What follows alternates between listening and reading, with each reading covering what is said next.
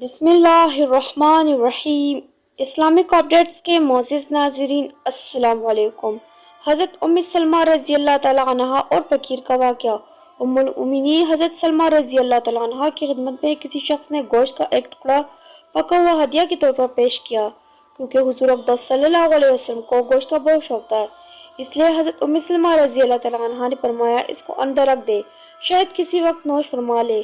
खादिमा ने उसको ताक के अंदर रख दिया। इसके बाद एक साहिर आया और दरवाजे पे खड़े होकर के सवाल किया कि कुछ अल्लाह के वास्ते दे दो, अल्लाह जल्ले शानो तुम्हारे यहाँ बरकत फरमाए। घर से जवाब मिला कि अल्लाह तुझे बरकत दे। ये इशारा है कि कोई चीज़ देने के लिए मौजूद नहीं है। वो सहल चला गया। इतने में हज़रत मोहम्मद सल्लल्लाहु अलैहि वसल्लम तशरीफ लाए और इरशाद फरमाया, उम्मे सलमा मैं कुछ कहना चाहता हूँ, कोई चीज़ तुम्हारे यहाँ है? हज़रत उम्मे सलमा रज़ी अल्लाह ताला अन्हा ने फरमाया कि जाओ हुज़ूर अकरम सल्लल्लाहु अलैहि वसल्लम की खिदमत में पेश करो। वो अंदर गई और जाकर देखा कि ताक में तो गोश्त है ही नहीं, सफ़ेद पत्थर का एक टुकड़ा रखा हुआ है।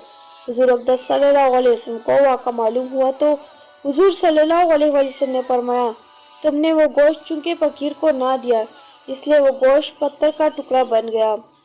इस तरह इस्लामिक वीडियोस के लिए हमारे चैनल को सब्सक्राइब ज़रूर कीजिएगा और इस वीडियो को शेयर भी कीजिएगा। शुक्रिया।